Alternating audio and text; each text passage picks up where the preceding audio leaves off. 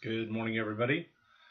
The topic that we're discussing today in regards to Social Security disability, the issues that surround filing for benefits, being denied, appealing, and hopefully at some point winning your benefits, is a fact of two little words in Latin called res judicata. And it's not so important that you know in depth how res judicata applies to your case. But one of the things that you see claimants, and you may have done this yourself time and time again, what you'll do is you'll file for disability benefits. And just like most people in the United States, you get denied the first time with a letter that you think was personally issued to you, that somebody put some thought into it, rather than just in all actuality a form letter where your symptoms are put in there, and they customize it just a little bit.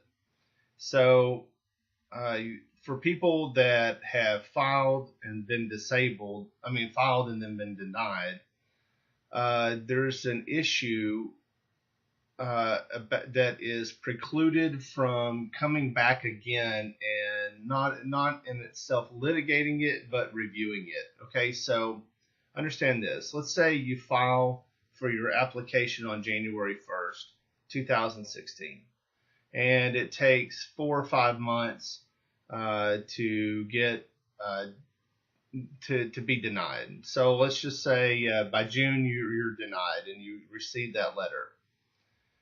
Well, if you don't take action within 60 days, then the decision by the Social Security Administration becomes final. So you get a 60-day time frame in which to file your appeal. If you do file your appeal, you go to the reconsideration phase, and that's in most cases, except for my clients in West Los Angeles. They just go from the claim to the hearing office. But you file your reconsideration of the first determination that you were not disabled, and you keep moving forward with your claim. But for those who filed, they get denied, and they wait more than 60 days, that decision becomes final. Okay. Then they say they try to go to work a little bit, they just can't manage, and so they refile again in November. Well, you can't go back and allege the same onset date back to January 1st again, because that issue of you being disabled during that time frame has already been resolved. So now you have to choose a new onset date, whether it be November 1st when you refiled again, or perhaps you can go, you can refile your onset date as the day after the decision the first time was issued. Because let's say by June 1st, you received your first initial denial. Then you waited more than 60 days and you need to refile again. Well, you look back at your paperwork, because what you can now do is you can refile as of June 2nd. And then even if you file in November and you allege a new onset date, June 2nd, not June 1st, the day it was issued, but June 2nd. Because from, again, January 1st to June 1st, that issue has already been precluded from you going back and going through the government looking again at whether or not you were disabled during that time frame, because you had the 60 days to file the appeal. You obviously agreed with it, or you would have refiled the appeal. That's in their mindset. What we know is, well, you feel overwhelmed, and you're just going to put it aside for a little while and then pick it back up. Most people do that. Okay, so that's before you get to the hearing phase. So let's go through another example of how res judicata applies. Now remember, this is issue preclusion. But what I mean by preclusion is that, hey, it's already been concluded before we even go back and look at it again. Hey, we have you filed on January 1st. You were denied on June 1st. The conclusion has already been determined before you can even go back and try and say, no, I was disabled on January 1st. Okay, I think I'm beating a dead horse here. But what about at the hearing stage? Now, the hearing stage is just the same thing, basically.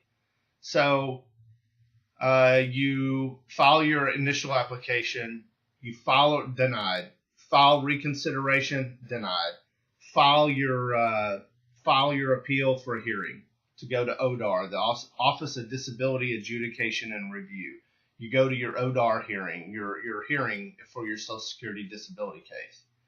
Okay, you go to that, and after your hearing, the judge issues a denial. Okay, so what you can do is you can actually reset, and instead of going to the appeals council, now you want to refile. Okay, well, to be safe, the day after your decision, refile.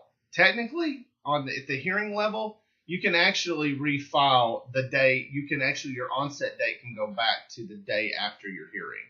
But a lot of them, Social Security employees don't realize that. So they would just look at the date of the last denial. So to be safe, you're only going to lose a month or two. File a new claim if you don't want to appeal the judge's decision. File the new claim the day after the date of your decision. Okay, but again, you can't go back and relitigate. Okay, and also too, it takes about 2 years from the time in which you file your initial application to the time in which the judge, you're either heard by the judge in a hearing or you receive a judge's decision.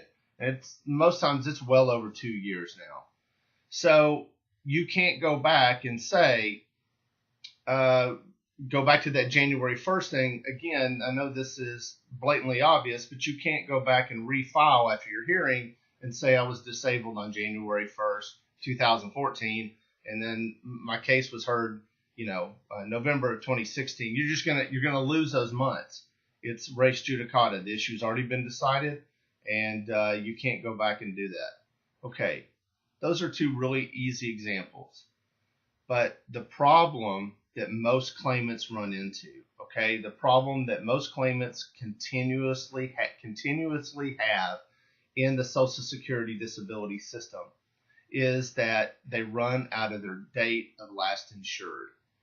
Okay, disability insurance is just like any other insurance system. You pay into the system. Now, we're not talking about SSI. Let's not complicate everything.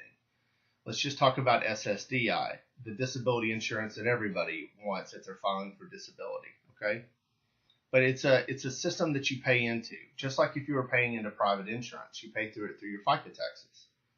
Well, in order for you to be disabled, you have to pass what is called, on top of your medical, the medical side of it, okay? The medical records show that you're unable to work. You've got to pass what's called the duration of work test and the recency of work test. Okay, and these two tests are very important. Let's just say that one of the problems that most people run into is a recency of work test, a recent work test, okay? And you've got to have been working at least 20 out of 40 quarters. And going into work credit quarters is another chat for another day. But what's really important is that you need to look back at your work history. Okay, you filed for Social Security disability on that January, and it took 2 years to litigate your claim.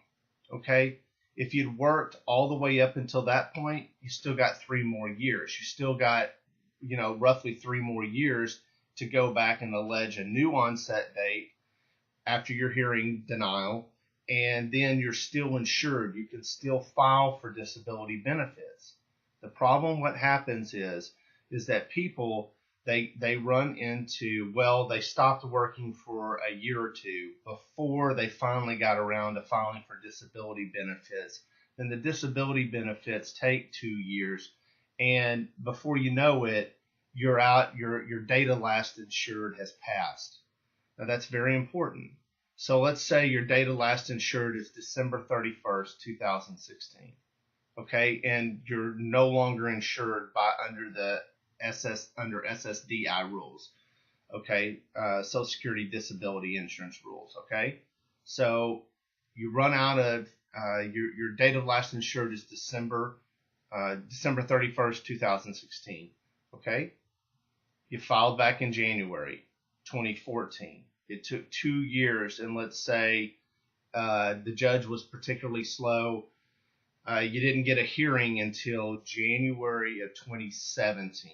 Okay, so you passed your date of last insured. Now you're no longer insurable. Well, you can still have your hearing because you're alleging that you were disabled during a time in which you were insured. So your new hearing occurs on January of 2017. So let's go back here. January 2014, you filed for disability benefits. Your disability coverage, your date of last insured was December 31st, 2016. So January 2014, December 2016, but you don't have a hearing until January 2017. Okay? If that timeline makes sense. So then you get a denial. All right. So what's most important?